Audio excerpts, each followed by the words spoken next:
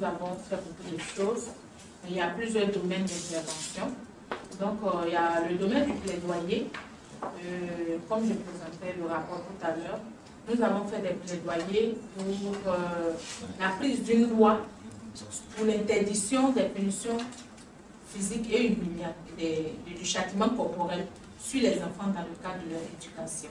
Et par rapport à ça, le Forum a fait une campagne de sensibilisation pour l'adoption dans les familles de la discipline positive, que d'aucuns appellent aussi la parentalité positive, qui est une méthode d'éducation non violente.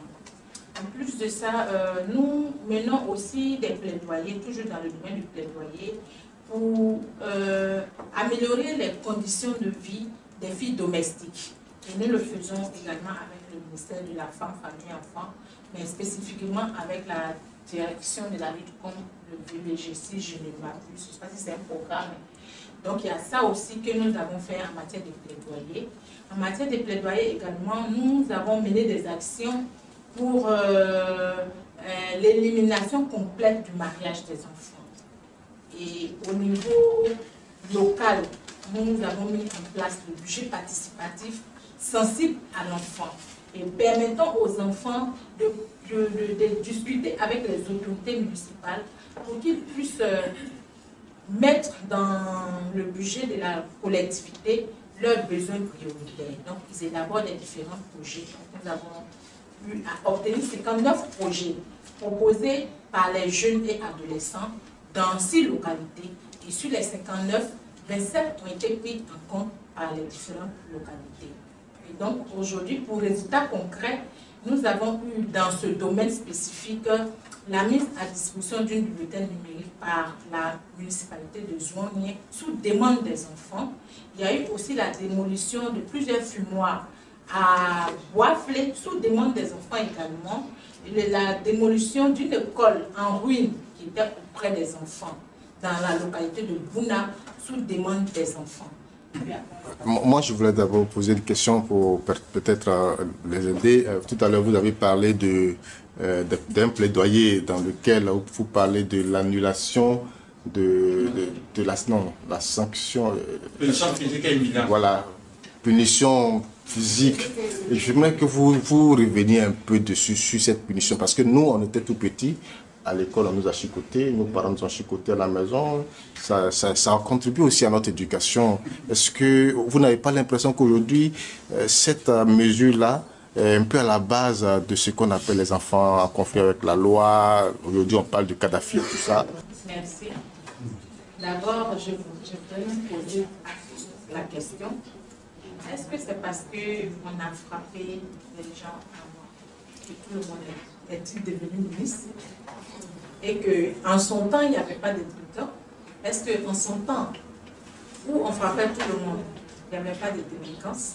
Ça existait toujours et ça fait partie du développement de l'enfant. Et aujourd'hui, ce n'est pas parce qu'on ne frappe pas les enfants que la délinquance ou tout ce qu'on voit est développé. Il y a d'autres aspects qu'on peut analyser. Par exemple, l'influence des réseaux sociaux. Je vais revenir sur la question de l'interdiction des PPH, mais je vais dire aussi les choses qui contribuent à la déviance de nos enfants. Il y a les réseaux sociaux, il y a même la démission des parents, parce qu'on n'est pas toujours avec nos enfants. Tout le monde s'en va chercher, je vais dire de l'argent, la puissance quotidienne, mais ils n'ont pas le temps vraiment de passer du temps avec les enfants. Quand vous venez, vous êtes fatigué, quand l'enfant parle même là. Avant, on disait que c'était au village, on dit, oh, l'enfant qui devant moi. Mais aujourd'hui, même le parent n'a pas le temps de discuter avec son enfant. Pour savoir ce que son enfant a fait au cours de la journée, qu'est-ce qu'il a subi, qu'est-ce qui se passe. Du coup, c'est la rue ou les amis qui lui donnent des conseils. Donc déjà, nous les parents, nous avons cette responsabilité en dehors de la chicotte. Maintenant, pour revenir sur la chicotte, pourquoi nous faisons le plaidoyer? Parce qu'il y a l'impact. Est-ce qu'il faut analyser les effets bénéfiques et les effets négatifs?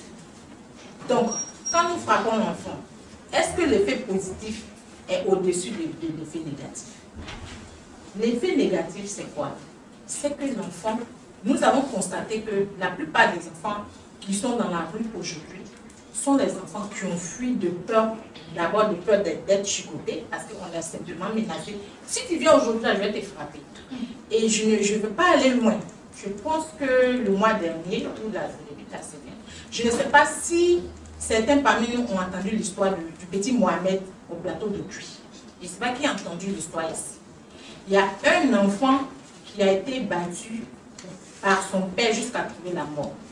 Donc, on ne mesure pas l'intensité du coup qu'on envoie à l'enfant.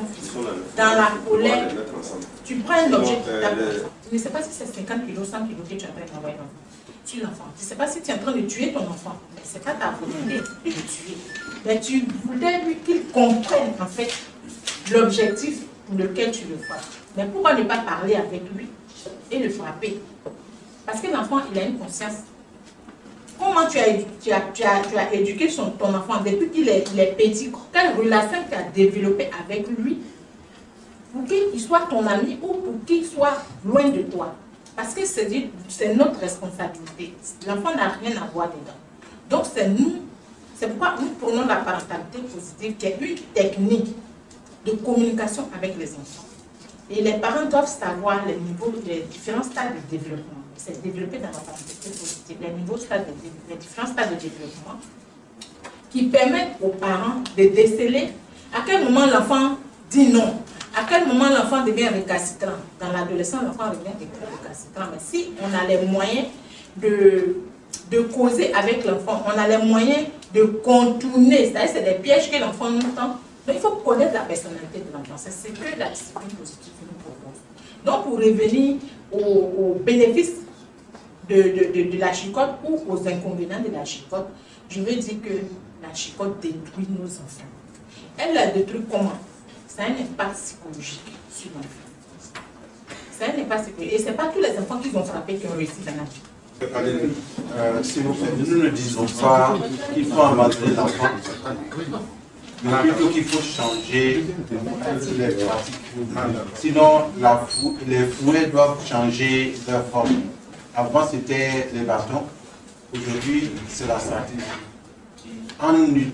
qu'on peut utiliser pour garder le lien avec l'enfant et obtenir son écoute afin de l'amener à croître dans un environnement sain et avoir plus de possibilités de réussite. Je remercie qu'au forum, nous avons des spécialistes, donc le président va donner son avis psychologique, mais je voulais nous tous nous poser une question ici. Avant, parce qu'on aime parler de avant. Avant, quand on partait à l'école, on avait quel âge? Non, honnêtement. 7 ans. Non, il y en a qui partaient à l'école à 9 ans. Oui. Mon père disait, pour aller à l'école, on dit, il faut que si ta mère arrive ici. Ça veut dire qu'on avait cette capacité de recevoir des cours, les cas derrière. Aujourd'hui, nos enfants vont à l'école à quel âge? D'abord, en fait, moi je dis toujours, je suis coordonnateur de partie d'éducation au forum, donc je parcours chaque fois les écoles, je dis toujours au directeur, aux enseignants, l'âge que nos enfants ont pour venir, c'est l'âge qu'ils prenaient avant pour jouer dans la boue, que les parents précipitent à l'école. Donc, ne prenons pas l'âge qu'on avait pour aller couper manioc au champ, qu'on prenait pour aller à l'école, avec l'âge que l'enfant innocent, ta fille a pour aller à l'école. L'âge qu'il prend pour aller à la maternelle, c'est l'âge où il doit jouer. Et puis c'est sur son bras pour lui envoyer un cri comme si on parlait à une grande personne. D'abord, l'enfant est traumatisé. Et quand il est traumatisé, tout ce que tu dis là, je vais partir chez maman. Et c'est parce que on comprend un peu. Donc, d'abord l'âge de l'enfant. Deuxième, on n'a pas dit de ne pas éduquer l'enfant, mais on dit il faut mesurer en fonction du type d'enfant qui est devant toi. Je ne peux pas parler sur un enfant de 3 ans, 5 ans, 6 ans, comme si je parlais à une grande personne de 12 ans, et puis je veux que l'enfant reste à l'école. On me dit régulièrement dans les écoles, tu ne veux pas que frappe l'enfant, je vais m'asseoir devant la police. En ce moment-là, tu perds ta pédagogie. Parce que c'est quelqu'un qui n'a pas d'argument qui utilise la violence. Deuxième chose, nous les parents nous-mêmes, on veut laisser l'éducation aux enseignants. Combien de fois avons-nous fouillé dans le sac, ça m'en parle de ça, avons fouillé dans le sac de nos enfants quand ils viennent. Pour commencer d'abord l'éducation à la maison, qu'on veut que l'enseignant donne à l'école. On n'a pas dit, on a dit punition physique, le dernier mot, et humiliant. Punition qui ne pourra plus ramener l'enfant à l'école là. On a qu'à ce soir ça, à savoir les cas gaillards, ou encore attrape tes oreilles, il faut monter, il faut descendre, qui fait que l'enfant de ton enfant de 3 ans, l'enfant à l'école. Donc c'est tout. N'allons pas là où on dit, il ne faut pas qu'ils vont frapper l'enfant. Non, moi avant on m'a frappé. En fait, essayons, les choses évoluent. Avant tu n'avais pas Internet, avant tu n'avais pas ces choses-là, avant tu n'avais pas certaines maladies. Combien d'enfants connaissaient ABC avant? Aujourd'hui, combien d'enfants on a, qu'on connaît leur état de santé? Parce que combien de parents qui inscrivent leurs enfants pour dire tu es allergique à quoi, quelle est ta situation sanitaire?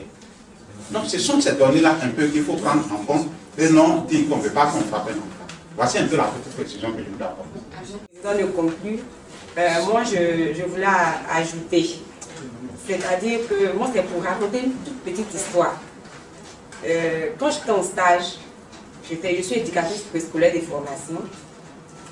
J'étais dans une école privée. Et en face de moi, il y avait une petite dont le parent voulait forcément qu'elle fasse la classe de CP1 l'année scolaire, disons, qui allait arriver. La petite avait 3 ans. Et le père de la petite section, il lui a demandé de venir faire la grande section. Je faisais mon stage en grande section. Et dans cette école, tenez-vous bien, il y avait le cours de, comment on appelle, renforcement à la maternelle. C'est ce que j'ai vu. Cours de renforcement parce qu'en grande section, on prépare l'enfant pour le CP1. Et le papa de la petite de 3 ans a été inscrite pour le cours de renfort. Et à partir de 16 h, cette petite-là faisait partie des élèves de peut-être 4 ans, 5 ans qui devaient faire le CP1. Mais la maîtresse, vraiment, elle avait un souci de résultat. Et elle avait commencé à chicoter la petite fille. Elle nous demandait, nous les stagiaires, de venir l'aider. Donc cette petite était carrément traumatisée. On lui demandait de venir lire à 3 ans pour A, pas. Donc j'avais vraiment de la peine pour cette petite. Parce que je craignais pour son avenir scolaire. Je me suis dit que mais cette petite-là, déjà, à la maternelle, elle est traumatisée. Donc imaginez un peu, quand elle aura 5 ans, 6 ans, elle ne va pas aimer l'école. Donc ça, c'est une réserve. Donc quand on demande de ne pas taper l'enfant, en fait je me dis qu'il y a forcément des inconvénients que nous devons prendre en compte pour pouvoir permettre à nos enfants de grandir vraiment dans de bonnes conditions, dans de meilleures conditions pour qu'ils puissent évoluer. Ils ne connaissent pas les enfants. Parce qu'on ne connaît pas l'enfant dans la mesure où on tend à nous comparer aux enfants. Alors que c'est 2 réalités différentes. On dit, il faut comprendre que l'enfant n'est pas un adulte en miniature, c'est un être qui est différent de nous. Il est différent à différents niveaux, il a des intérêts, ses besoins qui lui sont propres. Et donc, c'est en fonction des stades de développement qu'ils sont capables d'apprendre certaines choses. Or, comme elle l'a dit, quand l'enfant a un certain âge, vous dites de faire ceci, mais en ce moment, il ne peut pas comprendre. Quelquefois même, vous pouvez l'obliger à répéter, mais il n'a pas compris. Parce que son niveau de développement ne lui permet pas de comprendre. Il comprendra plus tard. Mais si vous l'avez traumatisé par la chicotte, vous faites baisser son estime de soi, et puis à partir de là, il se considère comme un individu qui est incapable. Parce qu'au fond, l'inconvénient c'est que quand on le chicote, on le tétanise, on le terrorise à l'école, il finit par se rendre compte que lui-même il ne vaut rien. Alors qu'au fond, c'est pas parce qu'on l'a précipité dans une telle situation. Et puis il finit par se perdre totalement. Donc en réalité, les adultes ne connaissent pas les enfants. Il faut que nous apprenions à connaître nos enfants, le développement des enfants, et c'est important. Imaginez-vous comment on peut permettre à un adulte de frapper son enfant, mettre sa main dans de l'eau bouillante, ça obéit à quoi? Frapper un enfant, le blesser dans le dos, il ne peut même pas s'asseoir par la suite, ça obéit à quoi? Si ce n'est pas un traumatisme. Donc c'est ça qui est la réalité. Et puis le contexte, le monde a changé.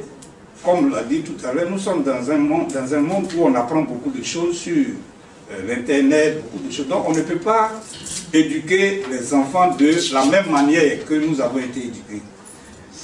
C'est très facile ou simpliste de penser que on a plus de délinquants parce qu'on ne chicote plus. Non, ce n'est pas ça. Je pense que si on apprend bien et qu'on applique bien la parentalité positive, on peut réussir à avoir une société. Et si les parents aussi se donnent assez de temps pour s'occuper de leurs enfants, pour ne plus confier, ou bien ne pas confier seulement l'éducation de l'enfant à la nounou, à la maison, je pense qu'on peut arriver à beaucoup de choses. Donc je crois que c'est cela qu'il faut retenir. Parce que chicoter, humilier l'enfant, parce que les chicotes et l'humiliation contribuent à, on pourrait dire, à abêtir l'individu.